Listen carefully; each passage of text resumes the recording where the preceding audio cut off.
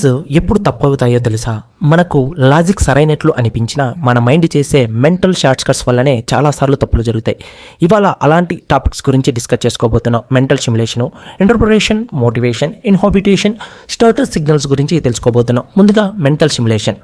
మన జీవితంలో డిసిషన్ తీసుకునే ముందు చాలాసార్లు మనం అలా చేస్తే ఏమవుతుంది అని ఊహిస్తాం. కానీ చాలామంది ఆ ఊహను సరిగ్గా ఇమాజిన్ చేసుకోలేరు లేదా ఉపయోగించలేరు.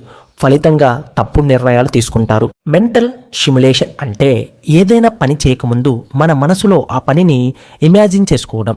ఇది మనకు ఫలితాలను ముందే చూసే అవకాశం ఇస్తుంది. ఫర్ ఎగ్జాంపుల్, ఒక స్టార్టప్ ప్రారంభించే ముందు విజయవాడలో ఉన్న రమేష్ అనే యువకుడు ప్రతి స్టెప్ని మెంటల్ సిమ్యులేషన్ చేసుకున్నాడు. ఎంత ఇన్వెస్ట్మెంట్ అవసరము, కస్టమర్ రియాక్షన్ ఎలా ఉంటుంది, ఈ ఫలితం విఫలమైతే బ్యాకప్ ఏంటి. ఆ ప్లానింగ్ వల్లనే ఆయన 2 సార్లు ఫెయిల్ అయినా కూడా 3వ సారి విజయవంతమయ్యాడు. సో మెంటల్ సిమ్యులేషన్ వల్ల మనకు ఏ నిర్ణయం తీసుకునే ముందు దాని ఫలితం మన మనసులో ముందుగానే చూడడానికి సహాయం చేస్తుంది. దీనివల్ల ప్రమాదం తగ్గి నిర్ణయాలలో స్పష్టత పెరుగుతుంది. Interpretation and reinterpretation. మన జీవితంలో జరిగే ప్రతి సంఘటనను మనం ఒక కోణంలో చూస్తాం, కానీ అదే విషయాన్ని మరొక యాంగిల్లో చూడగలిగితే మన అప్రోచ్ పూర్తిగా మారుతుంది. సో ఇంటర్ప్రిటేషన్ అంటే ఏదైనా ఒక విషయానికి మనం ఇచ్చే మీనింగ్. రీఇంటర్ప్రిటేషన్ అంటే అదే విషయాన్ని కొత్త దృక్పథంలో చూడడం. ఫర్ ఎగ్జాంపుల్, ఒక ఉద్యోగి బాస్ తనపై రూడ్గా బిహేవ్ చేశాడని, రూడ్గా మాట్లాడారని నిరాశ చెందాడు. కానీ తర్వాత తెలుసుకున్నాడు బాస్ యాక్చువల్లీ అతని పనిలో ఉన్న పొటెన్షియల్ని గుర్తించి అతని గ్రో చేయాలనుకున్నాడని.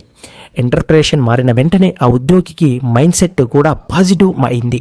సో అర్థం మార్చితే దృక్పథం మారుతుంది, దృక్పథం మారితే మన వాస్తవం మారుతుంది. మోటివేషన్. మోటివేషన్ అనేది 2 రకాలు. ఎక్స్టర్నల్ అంటే బహుమతులు, గుర్తింపులు, పొగడ్తలు, బయటి నుంచి వాళ్ళకి ఆ గుర్తింపు కోరుకోవడం. ఇంటర్నల్ మనకు నచ్చిన పని మనమే చేయడం, ఆ పనిని గుర్తించి ద పర్పస్ని కనుక్కోగలగడం. ఫర్ ఎగ్జాంపుల్, హైదరాబాద్లో లేఖ అనే యువతి ప్రతిరోజు మోటివేషన్ వీడియో చూస్తుంది. కానీ ఒక్కరోజు తన పర్పస్ ఫైనాన్షియల్ ఎడ్యుకేషన్ అని కనుగొంది. ఆ రోజు తర్వాత మోటివేషన్ అవసరం లేకుండా ప్యాషన్గా పనిచేస్తుంది. సో నిజమైన మోటివేషన్, ప్రేరణ బయట నుంచి రాదు, మనలోని ఉద్దేశం, పర్పస్ నుంచే వస్తుంది. Next inhabitation. మనకు కొత్త కాన్సెప్ట్లు అర్థమవుతాయి, కానీ వాటిని ప్రాక్టీస్లోకి తేవడమే కష్టం. ఇన్హాబిటేషన్ అంటే మనం నేర్చుకున్న విషయాన్ని మన రోజువారీ జీవనంలో దృఢంగా జీవించడం. అంటే ఆ ఆలోచనను మన జీవన శైలిలో భాగం చేసుకోవడం. ఫర్ ఎగ్జాంపుల్, ఒక వ్యక్తి ఎర్లీ రైజింగ్ గురించి పుస్తకం చదివాడు. మొదట రోజుకు ఒకసారి ప్రయత్నించాడు, విఫలమయ్యాడు. కానీ హ్యాబిట్ని సస్టైన్ చేయడానికి ప్రతిరోజు చిన్న రివార్డ్స్ని ఇచ్చుకున్నాడు. కొద్ది కాలంలోనే అది అతని జీవన శైలిలో భాగమైంది. సో ఇన్హాబిటేషన్ అంటే నేర్చుకోవడం శక్తివంతం అవుతుంది, కానీ అది ఎప్పుడు అంటే అది మన జీవన శైలిలో భాగమైనప్పుడు మాత్రమే. Next status signals. మన సమాజంలో మన స్థాయి, విలువలు చాలాసార్లు మనం చూపే స్టాటస్ సిగ్నల్స్ మీద ఆధారపడి ఉంటాయి. కానీ చాలామంది ఫేక్ స్టాటస్ చూపించి ట్రస్ట్ కోల్పోతారు. స్టాటస్ సిగ్నల్స్ అంటే మన వ్యక్తిత్వం, విలువలను ప్రపంచానికి చూపే విజువల్ ఇండికేటర్స్. అవి మనీతో కాదు, మన బిహేవియర్తో బిల్డ్ అవుతాయి. ఫర్ ఎగ్జాంపుల్, ఒక బిజినెస్ లీడర్ తన సింప్లిసిటీ వల్లనే ఎంప్లాయీస్ యొక్క గౌరవం పొందాడు. Branded cars, luxury life style కాకుండా హానెస్టీ, పంచువాలిటీ, హ్యుమానిటీ లాంటి క్వాలిటీస్ అతనిని స్టాటస్ సిగ్నల్స్ అయ్యాయి.